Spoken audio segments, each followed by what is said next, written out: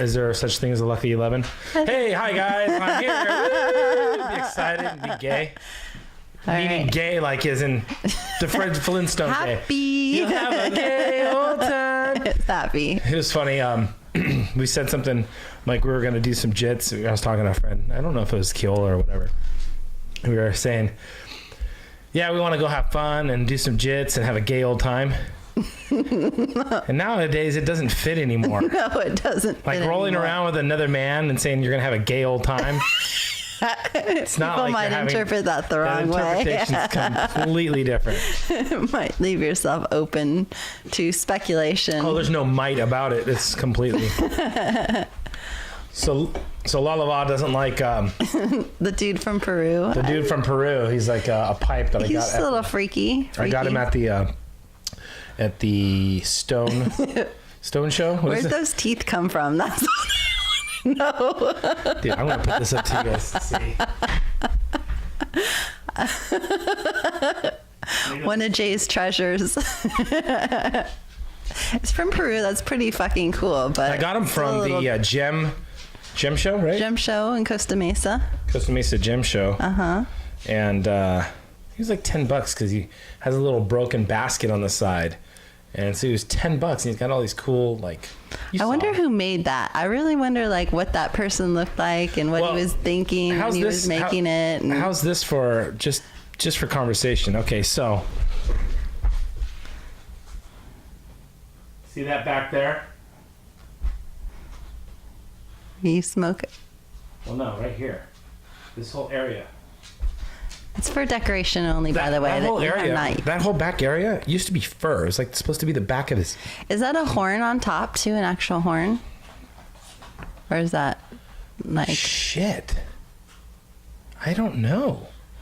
It's either that. It could be like a horn from an animal. No, but listen, this is where you might be fucking onto something. Well, the back of the head was fur. You could see there used to be some fur. You could still barely feel fur right there. And I have a speculation that maybe because it didn't have the right type of certificate to get in the United States, because if you import fur from other countries, I guess there's tariffs and there's got to be some type of import-export thing, right?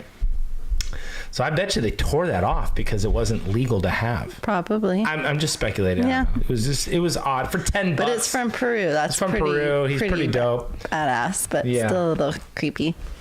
It is a little creepy. I just wonder where those teeth came from. I mean, are they human? No, those are little tiny teeth. I think. What are those? Little animal teeth. Little animal teeth. This thing's fucking wicked looking. Anyways, we decided to throw down a podcast. Lalava was talking about motivation, and I was talking about the lack thereof. So we're coming from different perspectives. And it's funny because since I've quit smoking pot for a couple months now, I seem to have diminished in the amount of like motivation. I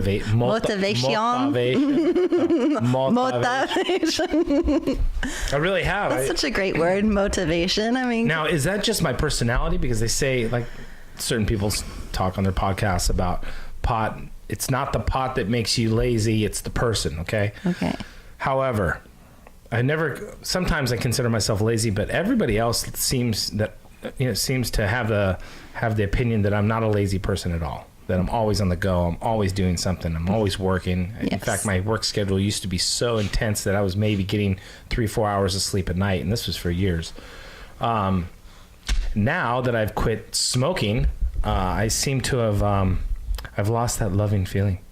Now I just haven't, I'm doing the podcast and I'm getting things done in certain areas, but it's almost like I'm more lackadaisical in some of my other endeavors. Yeah. Like today I slept in for the second day in a row for like till 10. I slept until 10:30, and the only reason why I got up is I looked over at the clock and it was like 10:30. Fuck, I have to get up. I had shit to do for my work, so I finally got up. But I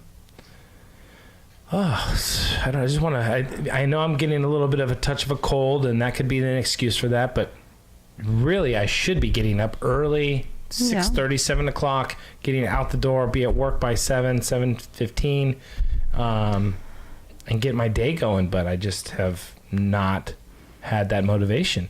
Now, I don't know if it's because I used to do this. I used to wake up super early, be excited, grab my coffee, come to work, smoke a bowl, wake and bake. And then I enjoy waking and baking. Yeah, okay, but then when I did that, there was some good things and bad things. Yeah, you can't do it every day. Well, I was doing it every day. And it becomes habitual. And what I think it's cool about you is when I first met you, for a long time, you said, I need to quit smoking. And then it took you kind of a little bit to do that. And now I think it's good to give your body a rest every once in a while. Okay, but hold on. I have to interject. So when I was saying that, I was a very rare drinker. And when we're talking about a rare drinker, even socially, I was a rare drinker. Now, I tend to almost drink every night. Even if it's only one hard root beer or one beer. Even last night, I was here, Rolls with Oles was here. He had one Corona. I was like, hey, you want to share some of that with me? I grabbed a little styrofoam cup and he filled up. I think we all need vices. I mean, I just think that's a natural process of life, is to have a vice of some sort. And yeah, but I'm just saying, if you're lucky enough, I think so too. I honestly do. I think there's just different.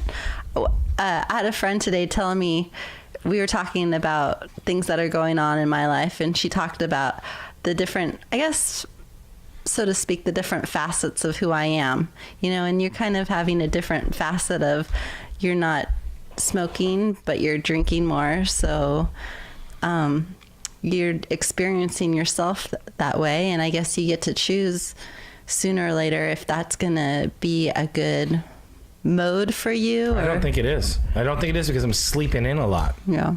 Yeah. And I definitely think there's pros and cons to everything. And if you're lucky enough to say, hey, I need to check out for a little bit and go on like a 10-day retreat where they're feeding you juices and you're doing yoga every day. And I mean, that would be rad, even 3 days. But your body does need a sort of rest, and good for you for even going there. A lot of people just talk about it for years and years and years. Oh, I need to do this. I need to not do this. I need to do this. And you're good for... What I have to do is stop belching. This damn carbonated shit keeps me burping like a idiot. Lovely. It's not good for a podcast. So when you drink beer though too. So let me just kind of touch in on what we've been going over in the podcast. Podcast number 10 was a Fight Guys podcast. It was episode number 2 with Rolls with Oles and I commentating on the UFC 197. I'm going to turn up my headphones here. Number 9, Lucky 9, was about the ratties and what happened to them. And we can elaborate on... Is that better? Yeah, that is better, I think. Is that better for you? Uh-huh. It's better for me. Well, I didn't know how much... See, now it's better for me because now I can really hear myself. Yeah. Better. Yeah. It's a little deeper. Hear you too. Mm-hmm. So I got that radio voice. How you doing, ladies and gentlemen, folks? Welcome, ladies and gentlemen. KPTFX on 94.4 on your FM dial. Sorry, I'm being a goofball. I didn't want to do a podcast last night. I did, but I didn't end up not doing it. And then tonight, I almost didn't want to do it. I have asked you 3 times this week, and we finally got one going. Yeah, you're not speaking up loud enough. Okay, how's that? Is that better? I'm going to turn up your mic a bit. Okay. How's that? Turning me up? Do I sound better? That's better. I think. Okay. Yeah. All right. The last couple times we've been, okay, we're going to touch in on the evolution of a podcast. Here we are, evolution of a podcast. Sometimes my settings are off, and so... We're learning. Yeah, and then they don't want to hear that shit, though. No. Even though we do have a couple more followers. Thank you, guys. I really appreciate that. Yay, welcome. Welcome to our world. It motivates me to do more of these, whether the content is good for you or not. I got to know. No one's commenting. Like, I guess I get some comments on Instagram because I post like little snippets of conversation from each podcast. And most of them are just trying to be a little bit, ironic or funny or just sarcastic. But so can we catch catch everybody up on the story of the rats? Because I've been thinking about this. I love the story. The rats. Are you Those curious about what fuckers. happened to the rats? They ate my money tree. My money tree's sitting in my office bare, and then it's kind Did of like anything grow off of it? well, like any it's- budding? Well, it's going to start to bud. I think it's kind of like one of those things. Maybe it's time. Well, we don't want to shock this it is too much. this is what it's kind of seems to me, because that thing I've been watching that thing for like 2-3 years, and it was funny. It almost coincided with the money that was coming through the business. Yeah. Now, the business has slowed down so much. There's no leaves on the money tree, and I'm like, It's a reflection. I don't want to have those. Okay, so the power of intentions. This kind of correlates with what we were talking about. So if my intentions or my thought process is like, wow, the money tree doesn't have any leaves on it. We're not going to get any, business is going to be slow. Oh shit, what are we going to do? Because it's going to take at least a month or two for leaves to start budding and growing on this thing. Yeah. Especially with the lack of the availability of leaves to create more leaves to create the sugars and whatever a plant does during. I get that, but have you ever heard of the analogy of the bamboo tree? No. That the bamboo tree, when it's planted, it stays the same height for like 5 years, and that's because it's building a root system underneath the ground. And then after I think it's the 5-year mark, the bamboo just skyrockets, and it has to build. And I have thoughts about the money tree too.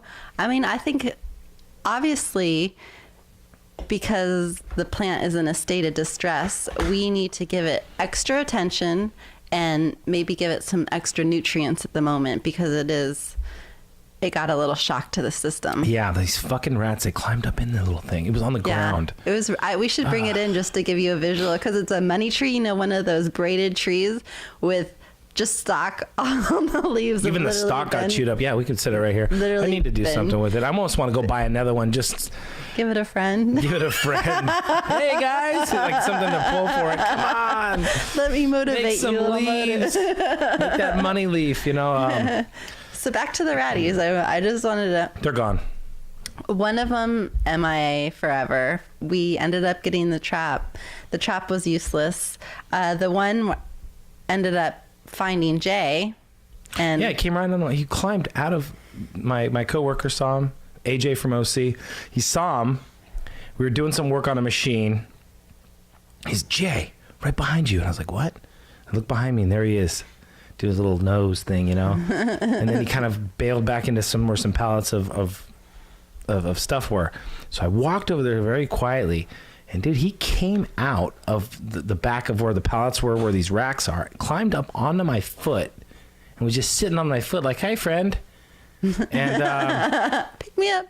Well, I didn't pick him up then. I went down to go throw a towel on him, and I think he freaked out. He freaked out and ran. So then he ran over to the corner, and I just followed him over the corner, reached down, and picked him right up by the back.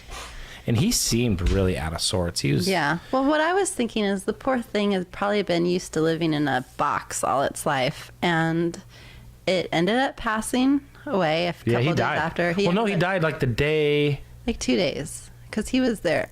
Not very long. Yeah, like he lived one whole of the day. The following night, I gave him a nice little setup. Gave him all kinds of different food. Yeah. I don't know if it was the food I gave him. Maybe he wasn't used to eating. I gave him broccoli. I gave him some carrots. I gave him some grapes. I gave him. But you know what? Dog food. Rats do not live that long anyway. The rats probably have a 2-year lifespan, and that was a big guy. He was really, and he'd probably. No, he got sick. He ate something and got sick. Yeah. I think he probably ate. But these are my thoughts on that, though, too. I mean, it's inevitable. He's going to die one way or another. But the last remaining days of his life, he got to run around free. I mean, and the other one just probably scared shitless because there's machines around him and there's all kinds of stuff cold. It was very cold, and he didn't have readily available water. I think he foraged for food. I think he might have ate some poison or might have ate some chemical. Yeah. And he just didn't look very good. Poor little guy. And I set him up. I had like soft. There was like an old there was like an old bathrobe that we had torn up for towels around the warehouse, and I grabbed it. It was very, very soft cotton. I put that in there, and he snuggled in there, and So it just sucked. The next day, next day, AJ's like, man, I think he got out again. I didn't see him moving around. I kind of moved the box, the cage.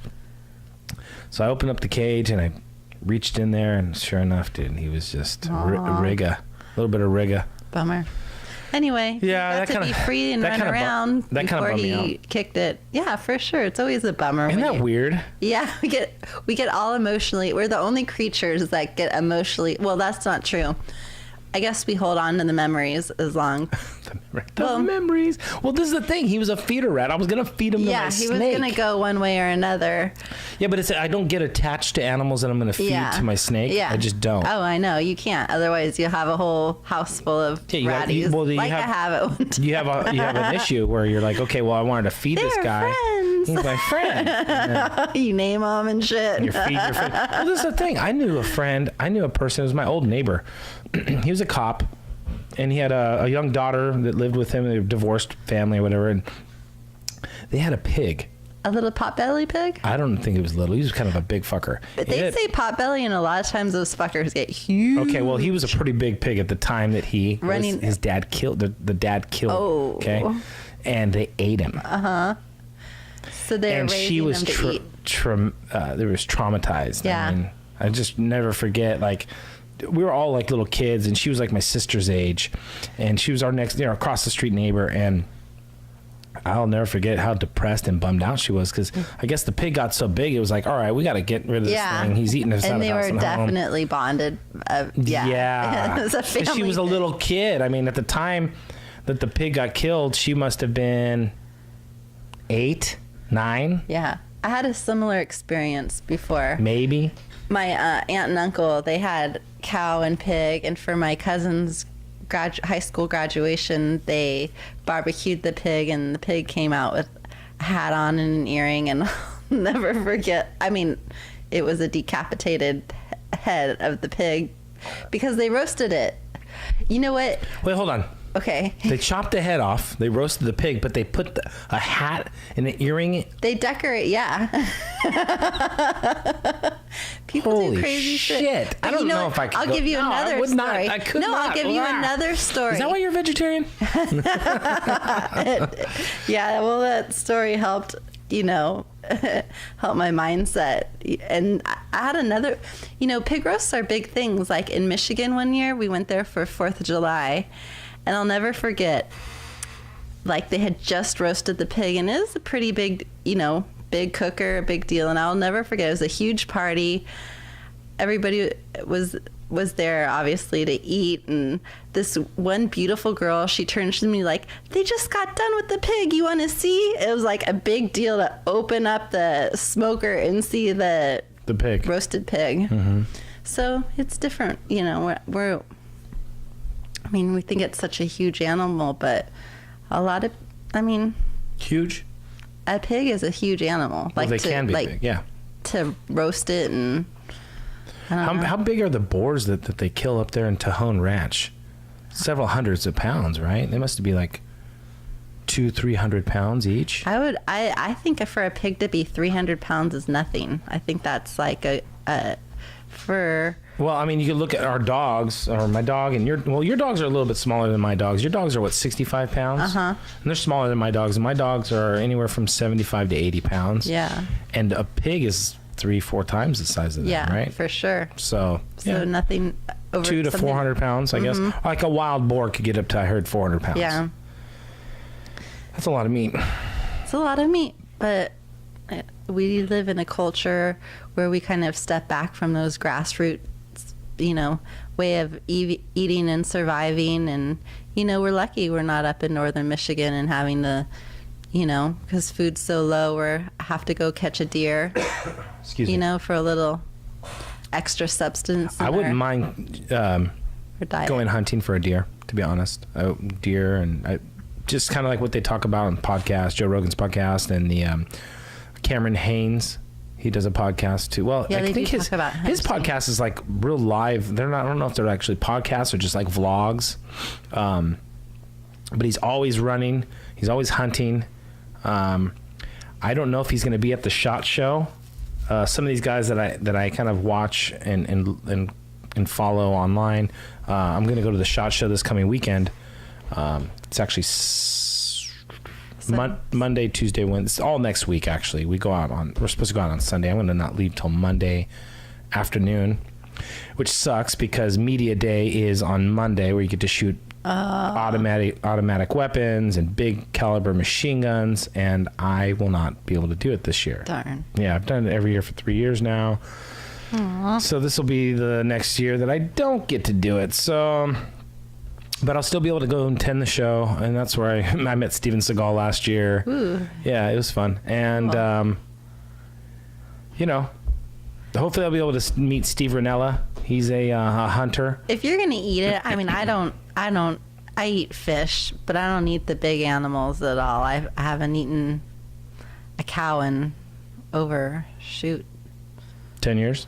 Oh yeah, for sure. Since I was 24, so like 15 years. Isn't that weird how you remember the age that you stopped eating a cow? Yeah. Like if you were to say, hey, when's the last time you stopped eating the vanilla wafers? Nillas? Aren't those called Nillas? Nilla wafers? Uh-huh. When's the last time you had one of those? I would say, fuck, I don't know. But like, well, I was 24 and I stopped eating this animal.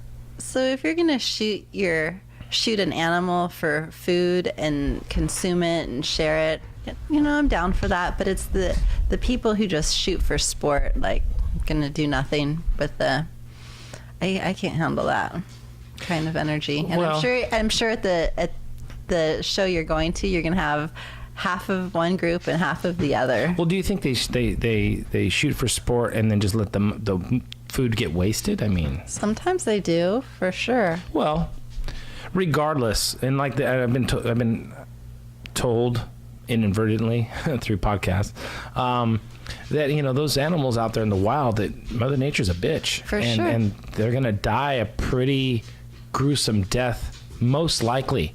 With hunting, it's pretty fast, especially if you got a hunter who's trying to get that precision shot, that death shot. Plus, animals would overtake areas too, like deer. That could be a huge problem if even horses. Yeah. We watched this documentary on what do they call those wild horses? Mustangs. And how that they were overtaking a lot of ranchers' property, and they were really destroying a lot of the land. I'm a horse advocate. I owned horses. My father used to show Arabians. I've been into sport of horse since I was a boy. I did ox game, which is basically Afghani game. They call it Buzkashi in Afghanistan. So I did that here in the States. They call it ox game here in the States. I played that game for a year and a half, all on horseback. So I'm a lover of the animal. However, we have this affinity for them as humans to not shoot and eat. Well, let me just say this: not shoot and eat them here in the United States, because they're eaten in other countries. Sure. But they're a good protein source, and they got a ton of meat on them. And it's not that I want to kill horses, but I mean, come on, you're gonna let them? If you had a chance and you were either facing them to overrun other populations of animals and ruin the land, or kill a few that are overpopulated and give the meat to be eaten to people for nourishment, which one do you pick? I pick the latter, Yeah. So another, I want to say a funny one, but you don't hear much, but I from what I hear, it is a big problem, like up in Northern California. The deer eat the outdoor grow, marijuana plants for outdoor grows. Like, there's a whole... See, there's motherfuckers out there. Get the guns. They might be even... I bet you can get somebody who's a total animal lover would be fierce at that point. Yeah, and absolutely. You go through the process of growing a beautiful plant, a beautiful ganja plant, only to have the deer get to it before you.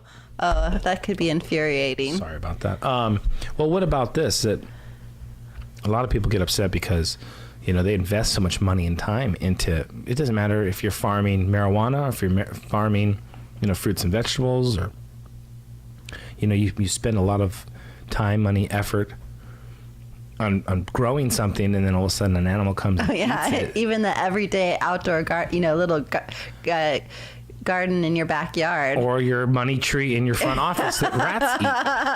I got pissed. Yeah. Little fuckers. Yeah, I've seen it happen over and over again. I hear, I think they're marigolds, and marigolds, you plant them around your vegetables, and supposedly it keeps the critters away. They don't like the roots or something. Probably tastes like bad licorice or something. Yeah, it keeps it away. and that's the funny thing about Mother Nature. I mean, think of all the animals that would take over the world if they could. Well, they don't, because we're terrorists. Yeah. What about ants? Humans are terrorists to animals, if you looked at it that way, right? Sure. Yeah, for sure. We are. Humans are terrorists to animals. I mean, think about it. We've overrun the land. We've boxed them in and caged out. Even if, like Rogan was talking about this the other day, like even if they have a parcel of, let's just say, 10 miles in each direction, and maybe they won't even ever roam out of that 10 miles. The fact that they're gated to where if they were to migrate, there's a certain point where they can't go any further. Yeah, absolutely. Where before they could have gone to the point where they were so tired and exhausted that they couldn't go anymore. Now they can hit a 10-mile mark and go, oh shit, like this is the end of the line. There's a freeway going on, there's a road, there's barbed wire fences, what have you. But I mean, I guess it's just... Yeah. That's happening to all the coyotes in the wetlands, and then the living communities, is that there's, it's been an interesting twist and turn for that kind of animal. Yeah, when you see the signs that come up around our neighborhood, and it's like missing dog. And shit. Or cat. And nobody can keep their dogs and cats outside like they used to without... Not small dogs and cats, no. Like...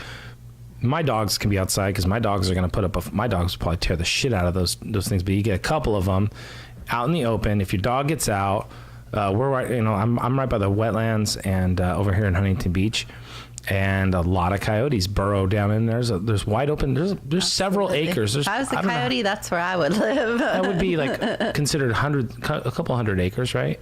A lot of it's wet. Yeah. You can't, I wouldn't imagine that the animals could live in some of that spot, but there's a lot of still open area. Yeah, those coyotes, they can climb 6-foot fences. In Seal Beach, too, they have the Naval Weapons Center, and the coyotes will go there, during the day. And they burrow in a den. They make a den. And then hop underground. The fence and out in the neighborhood at night. And it's doing becoming quite an issue. Is it really over there? Yeah, absolutely. People don't know what to do. They've been, and there's always going to be people who resist any idea as well what to do with them. But now it's like, especially when there's an overpopulation too, that's a huge issue. I have this theory on what the coyote spirits are, because a lot of these wetlands or housing developments have been developed in like over Indian burial grounds and stuff. I think it's the if you believe in reincarnation, or the spirits of the Native Americans whose land was taken are taking over these coyotes, and it's kind of like a backlash to us taking over the land, and the coyotes are pissed off spirits. Not to change the subject, but I think I hear that buzzing sound again. Hear it? Yeah. I don't have any clue what the hell that is. It just kind of snuck into. It's got to be a heater. If it's not consistently on, then how it turns on and turns off. It's very odd. Sometimes you can really hear it, and sometimes you can't hear it at all. Like, I didn't hear it before when we started the podcast, and now I hear it right now. Yeah. It irritates me. Yeah. Yeah. Kind of fucks up the production a little bit, but whatever. I don't know. We can keep this kind of short and sweet. For sure. The daily podcast. Yeah. Trying to get one out at least one every 2 or 3 days. Yeah, it's fun checking in with you all and make the numbers. And it's kind of back to motivation. And this time of year is like, okay, we're 2 weeks into the new year. It's like, oh, we have these aspirations, and then boof, you get kind of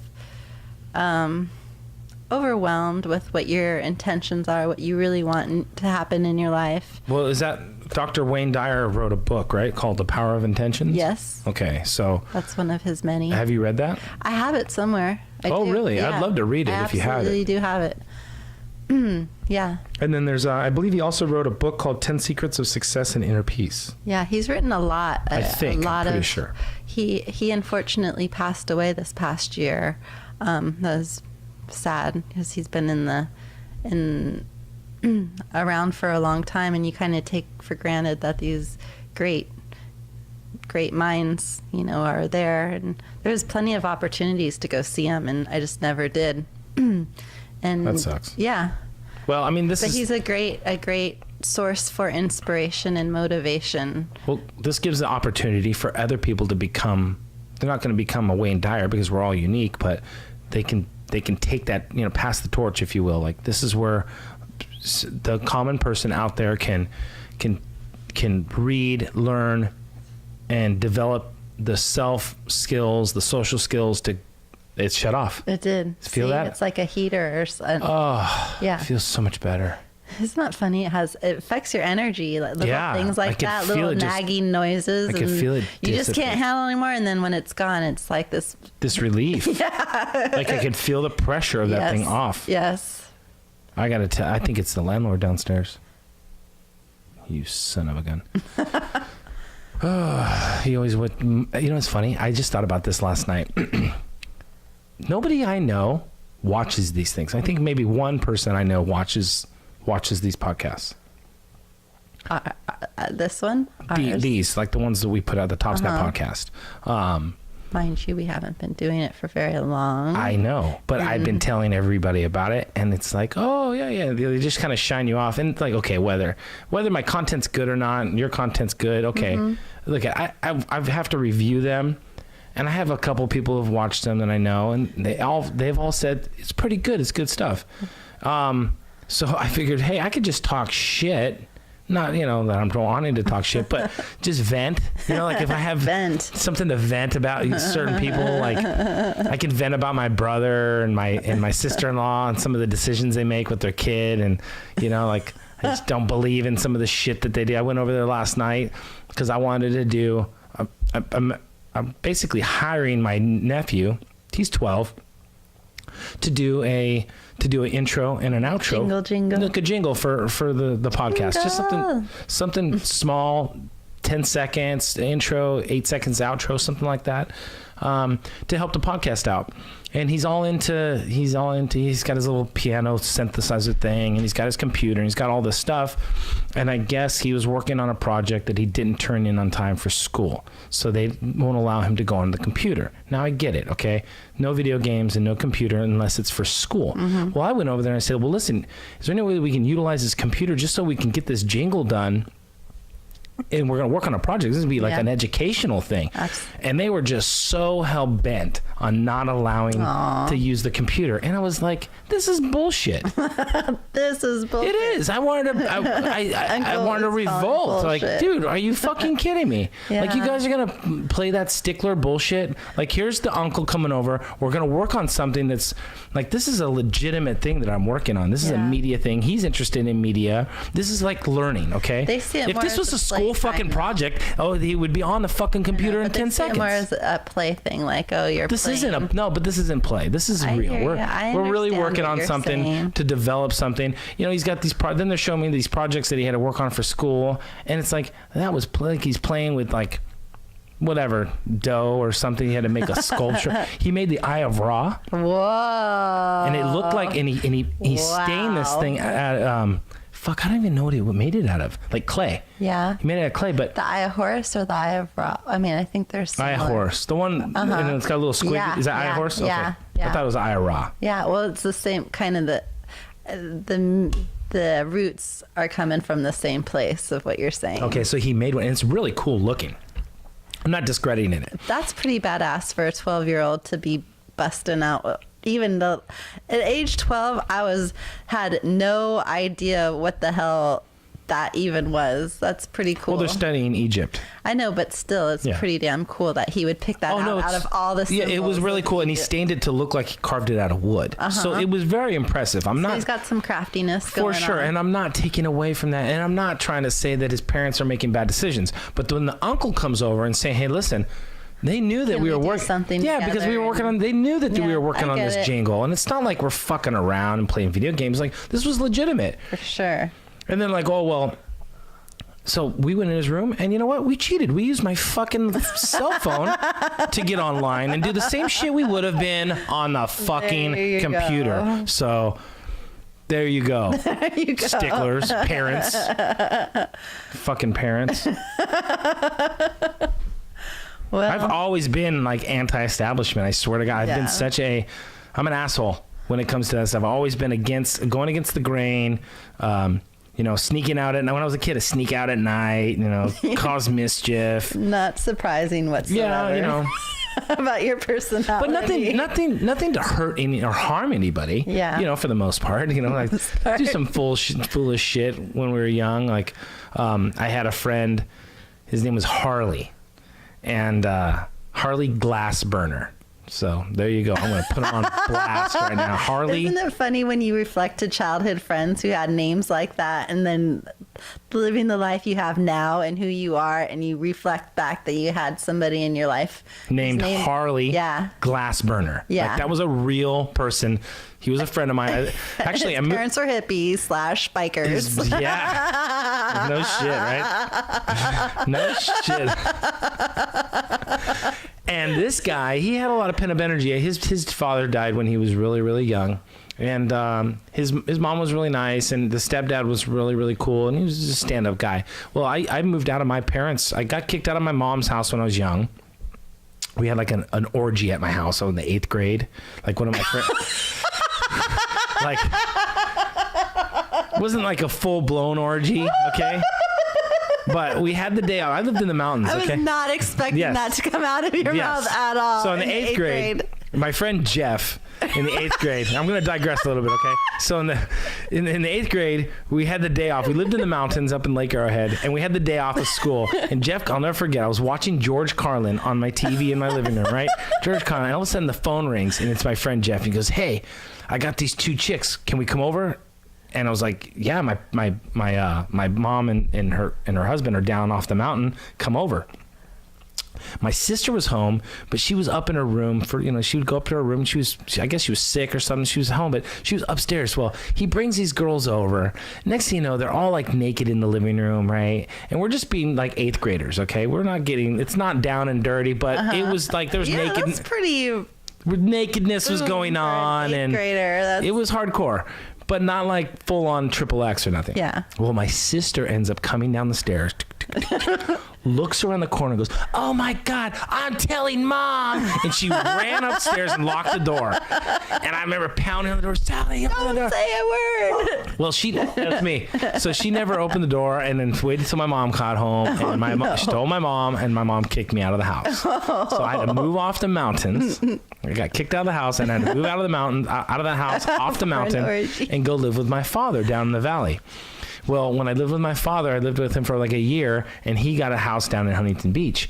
And so the time was to move, and I had just gotten into high school, and I had my friends there because I lived in the valley prior to going to the mountains. So I had a lot of friends from a lot of years. So I moved in with my neighbor across the street, Harley Glassburner, and his friend and his parents.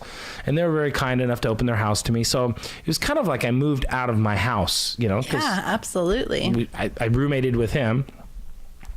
And this guy who had lost his father had a lot of rage issues, you know. He lost his dad when he was very young, but he didn't have that father figure, so to speak. Like, his stepdad was a very cool guy, but kind of like one of those guys who just, you know, Harley, do your work, and Harley, you know, he had lots of chores to do, and he got to the point where, you know, he was 15, 16 years old and gaining a lot of resentment. Mm-hmm. You know, he would do the stuff that they asked him to do, but had resentment. He had a lot of built up anger. Yeah. So we lived right near the foothills in Rolling Heights. So we'd go up into the newer developed areas, up into the hills, and he was like a racist little kid, you know, like he had a lot of, like he had friends of different races, but he'd always make fun of them in school, like Asian people, and he'd always like do like little like this guy named Vu in one of the like electronics class. He always used to go, Vu, oh yeah, like that, just like that, and make fun of him. And I always used to think, fuck, Harley, dude, you're gonna get your ass kicked one day, like just gnarly shit. Well, we went on a hike up to the foothills, and the thing around my neighborhood back then was, you know, there was toilet papering. You could toilet paper houses. We would shut off the electricity to the house. You were a bad boy. And then the people would come out. We'd be hiding like into the hills or kind of close by for them to come out. Well, this one particular time, there was this, I don't know why he had it out for like Arabs or Middle Eastern people, but I think they were Indian, to be honest. So there was this house, and I was kind of like, I was never the instigator or the protagonist in these events. I was just kind of like the guy along for the ride. They kind of like, you know, like where somebody throws an egg at a car and then you grab an egg and you go, and you throw it after, you know, like, okay, well, they're going to do it. He did it first. So we would go down to the house, shut off all the electricity, and then run up the hill where Bill Blevins Park is in Rowland Heights. So we'd go to the top of Bill Blevins Park, and it was at very higher elevation than the house, and we would wait till they came out to turn on the electricity, and then dirt clods. Oh my goodness! I feel so bad now, but see, this is the thing. This is who's made me who I am now, where I respect people, where I give everybody respect, where I go out of my way to help. It doesn't matter what race or what creed or color or religion you are. I'll go out of my way to help you now because I learned from when I was a young kid. Well, this is what happened. They called the fucking cops on us. Sheriffs came fucking up to Bill Blevins Park, 3 sheriff's cars. So we bailed for the hills, like further in the deep hills, and we're going up this really steep hill, and I'm getting exhausted, and they pull up into the park. They're actually up into the park in their cars. They're on their loudspeaker. Come off the mountain, come off the hill or whatever. We're going to let the dogs loose on you. Oh, shit. German Shepherds, right? Yeah. And I'm like, Harley, fuck it, dude. Let's just surrender, dude. He's like, what are you doing? Let's keep going. I'm like, dude, fuck that. Those dogs are going to fucking attack us. And if we're way up there, like I started getting scared out of my mind, right? Reality check. Well, what did I do? I surrendered. I came down. I'm like, fuck it, dude. I'm surrendering, man. I can't do this. And he was ready to bounce and keep going. But they would have caught, those dogs would have caught us. For sure. They would have fucking caught us. Absolutely. That would have been nothing. 2 little boys versus trained German Shepherds, right? So we got busted for that, and we had to write his dad made us write, her stepdad made us write essays on why not to be, you know, racist. Why you shouldn't be a shithead. You know, why what we did was the wrong choice and all this stuff. But that age is, because I was at age 15, I was a pissed off person. You know, I think that's such a hard age for a lot of kids because you think you're old enough than you really are, and your parents just, you know, they're doing the best you can, and there's just that huge bout of rebellion. I mean, a lot of kids go through a rebellious stage, and for either good or not, you know, that was maybe a turning point in your life. You know, if you hadn't gotten caught that day, like, would it have escalated? Would your deeds have gotten Well, I was always a really good kid. I would get into mischievous shit. I mean, look, I lived up against the fucking mountains. I had horses in my backyard. We had dirt bikes. Like, I had a very wild child. Yeah, I was a wild child. So when I moved in with Harley's family, it was like I still had a lot of that wild child. My mom was an airline stewardess, and my dad, you know, he was running the family business, and he was kind of like one of those. My dad was an extrovert too. You know, he had horses, and he liked the ladies, and just style. He was a playboy, and it was like. I have no trouble. There wasn't a whole lot of you had to have respect for my father and the family, and there was always hugs, kisses, and respect. We used to get belted, you know, like belts on our ass, like snapped a belt. Yeah. The person who did that pig story I was just talking about, or across the street neighbor, one time they were throwing a party. I think it was around Christmas time, so it was kind of cold out, and they had a car parked. One of their friends came over, and they parked right in front of our house. Like, we were across the street neighbors, but they parked in front of our house.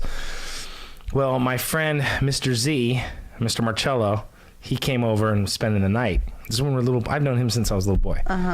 Well, he grabbed I don't know how this all came about, but I remember him grabbing like the dozen eggs we had in my refrigerator. Eggs. And I grabbed an egg and I threw the egg at the car. And then Marcel proceeds to just offload the eggs. This car is covered in eggs, right? Sure as shit, we got fucking busted because the guy across the street, Dale, he was a cop. So he was smart. It was probably a cop car. No, it was a regular car. Well, you know how he found it. He found it was us, right?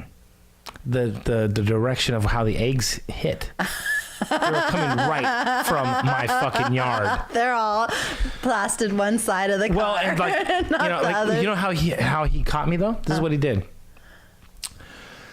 He had my dad come over and get me to take me across the street. So my dad says, "Listen, Dale wants to go talk to you. You got to go over there and talk to him right now." They didn't say anything to me.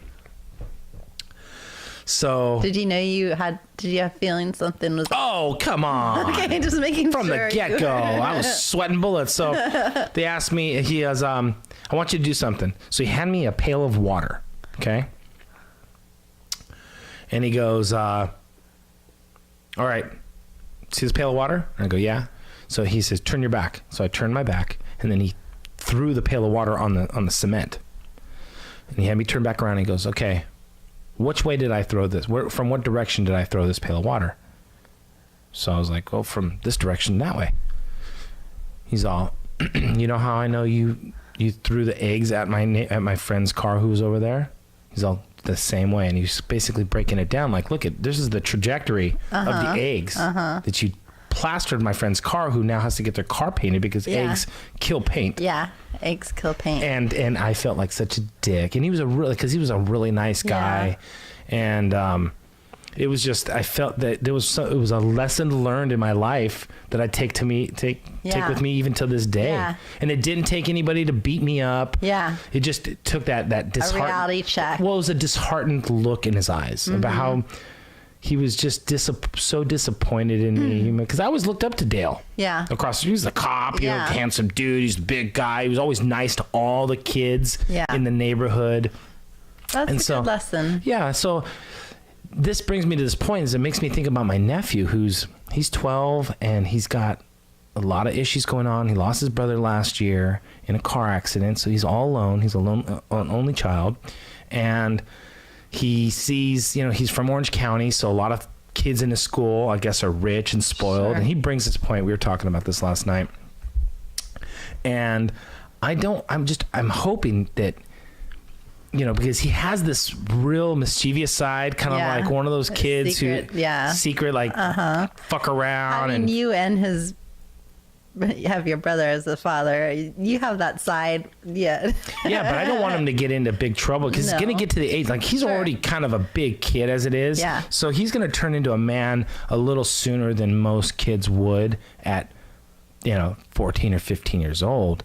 He's going to enter that into that realm really fast. And I want to be there, because sometimes it takes somebody other than your parents, because when you get into adolescence, your parents are the last person you want to fucking listen to. They don't affect you. For sure. They don't affect you like other people can affect you. And that's why, if my dad, he whooped me for that egg incident. He spanked me with the belt. Oh. And I was restricted to my room. He's like, you're going to be sitting in this room with no food, no water all day long. I'll never forget it, man. I was shitting. I was so scared. I think I pissed. When he hit me with a belt, I think I pissed myself. Wow. Those are the days where you could do that shit. You could, yeah. And you could get nowadays, whooped. If your kid's 15, you can't. That's technically supposed to be the age that they can be left alone. I was left alone at age 7. Dude, I was a latchkey kid. I would come home from babysitting his sister. I would come home from Shellen Elementary in Rowland Heights. I would come home at what is that? 2 o'clock, 1:30, 2 o'clock afternoon, and in the 3rd, 4th grade. Fuck, Jaden's, he's what is he? He's 12, so he's in the 6th grade. Yeah. He doesn't come home by himself. He doesn't stay by himself. Yeah. No way. Yeah.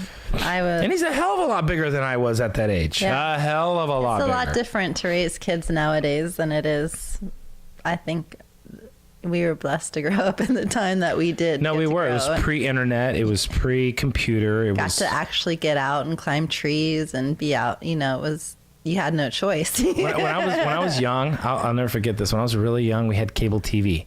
It was called On TV. You know what that was? On TV. On TV. Yeah. It was one button. Either on or off. And it was one fucking station. And whatever they had on, that was the cable station. On TV. And then from there, it came Select TV. So you could actually select a couple channels that you wanted to watch. And then from there, that's the evolution of where it started for cable TV. But we always had that stuff growing up. And to see that evolution, I was trying to talk to, I have a lot of friends in their 30s who, I'm 43. So for me, I got to experience stuff that these guys never got to experience. Yeah. That pre-computer era, that pre-technology era. That the computers and technology then were so archaic. They took they take huge rooms to fill to make the smallest amount of power that you would have on your cell phone. So I come from a time and an age where it was just a lot different. So when I talk about some of these stories, people look at me like, "What the fuck are you talking about? Like what? I don't know what you're saying." And think about kids nowadays. That's not even. You might as well be talking about the fucking dinosaur ages. Yeah. Yeah. Yeah, no comprende, no computer. What does that mean? Yeah. So like, no computer. I'll just break out. You might as well have not had a TV at all. But that's what was funny about last night. It was like, no computer. Okay, and broke out the fucking phone, set the phone up, and we watched a couple of his the podcasts that he likes. He likes, what did they say? Mystical Mornings. Yeah, it's like these two guys. Yeah, they're whatever. I mean, it was kind of funny. I mean, they had some good content. They had this episode about young kids who drive who got busted. A lot of these kids were like 8, 7, 9 years old, stealing their mom and dad's car, or their aunt's car, or their cousin's car, or something. So it was pretty cool. And they're characters, or whatever. It was pretty funny. It was pretty cool. I think I'm gonna I'll follow them. The content was decent enough, but more on the terms of to gain that association with my nephew. Another thing that we can bond to, because he watches it. He likes it. Something he was like, we were watching, I looked over and he kept looking at me smiling and laughing. Like he liked it, Yeah. So that's good. You gotta find common ground. Yeah, and I want him to know that, man, I got his back. Yeah. And that, and I told him, like, listen, dude, you can't slough off on your studies. No, you gotta. It's what they're requiring. I mean, good, bad, or indifferent, whether you like it or not. Yeah. If you try to go against establishment too much, you're gonna get resistance. Yeah. And so, and his parents only want the best for him too. They want him to be responsible for shit. And it's good. It's good for the future of a kid to have those, even if it's bullshit, to have some of those stringent things in your life to have to be responsible for. Project for school, taking out the trash, whatever they are, duties around the house. Just so that when you get older, that those things are already built in, and then you can make your own decisions along the way of what interests you, what you want to pursue. But at least you have that background, Yeah. And soon enough, he'll realize those were the good old days. Yes, no, for sure. As Ziggy says, those are the good old days. Those are the good old days. This is the longest podcast we've had ever. Really? Yeah, because I'm talking about stories about me when I'm a kid, and all of a sudden having orgies. Orgies in the 8th grade. See, I learned something new about you all the time. Yeah, I guess we have to do more podcasts. It wasn't full on orgy, but it was definitely like naked kids, naked boys and girls, 8th grade. Wow, that's crazy. If I thought about 8th graders now doing what we did, I'd be like, they do it, right? Oh, fuck yeah. They're doing it earlier than that shit. That's so crazy. Yeah. Wow. Yeah. That's another ball of wax. I was trying to think of his last name, Jeff. I just remember his face. He had just a face. You know how funny is, like, that face can kind of just reappear? Yeah. Joe Rogan, I always reference to Joe Rogan because I listen to his podcasts and they always have great stuff to talk about. And what he was saying, and he mentioned today, he's like, okay, well, our physiology, our cells replicate or change every approximately 7 years, right? Mm-hmm. Not all at once, but over a course of time. They're on different schedules, but over the course of time, we, with the exception of our neurons, every 7 years, all your cells are renewed. With the exception of, I believe, neurons are a few, something like that, and to that effect, they all get renewed. They die off and they get renewed. And so what he was saying was, our memories, what are our memories? Because if we went through all those significant changes within that period of time, those memories have to get altered in some way. Sure. You know? And it's your perception of the perception of the past and the present and what you remember from there. And basically, if you do those memories translate over to the newer cells and so on and so forth. So he was making that a point, and I was like, wow. Well, you get programmed. Your cells get programmed. From the older cells, right? Yeah. Well, it made me think about, certain stories of back, like, oh shit, I remember this happened back in the day, or like that orgy thing, or shoot the eggs in the car, or the mud clods on the Middle Eastern people's house. I think they're Indian, so they'd be Asian, correct? Indian? Indian is Asian. If you're from India, you're Asian. I always call them Indian. Well, yeah, but and the Native Americans are Native Americans. Okay, but if you are from India, you are technically Asian. I understand why you're saying that. I've just never heard that reference before. Yeah, you're Asian if you are Indian. Like last night, we were watching some animal program here, and I said we were watching some. They were insects, the ants, and like little bugs. And there's a documentary on Netflix, and they have these slow motion cameras and these high output cameras that go in on a microscopic level, and they catch little tiny insects in their habitat, and they blow them up big so you can watch them on screen. And I said, man, they're like just crazy little tiny animals, right? They're just, and he says, but they're not animals, they're insects. And I said, no, but they are part of the animal kingdom. And Oles didn't know what I was talking about. I said, no, dude, we're all part. There's two kingdoms. There's the plant kingdom and the animal kingdom, and insects and humans are in the same kingdom. Yeah. And it goes like kingdom, phylum, order, genus, species. There's a whole list, and we are all part of these different classifications that go down. So yeah, he said, no, I don't think that they are. And I said, no, they are. We're in the same we're the same kingdom. We're not a plant. We're in the same kingdom for sure. So well, we're gonna tie it up in about an hour, huh? It's like 58 minutes, I think. Look at that thing. It's just clicking off. See, there you go for motivation. Is that how Rogan does the 3 hours? They just go. Yeah. Like, look at that. That hour went by that like seemed like 10 nothing. Minutes, maybe 20. Like nothing. I wonder if anybody's going to watch it all the way. Yeah. Well. Hearing stories about 8th grade orgies. 8th grade orgies. 8th grade orgies and crazy insects and racism in the 8th or 9th grade. Yeah. Well, Topsnappodcast.com. Thank you for joining us. Yeah, info, if you want to email us, it's info@topsnapmedia.com. You want to check out Instagram, its username is Jay. That's USERNAMEISJAY.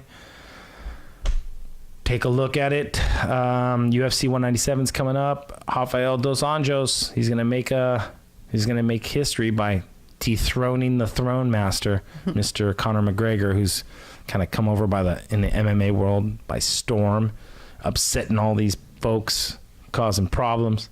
If you guys listen closely, you can hear the animal snoring.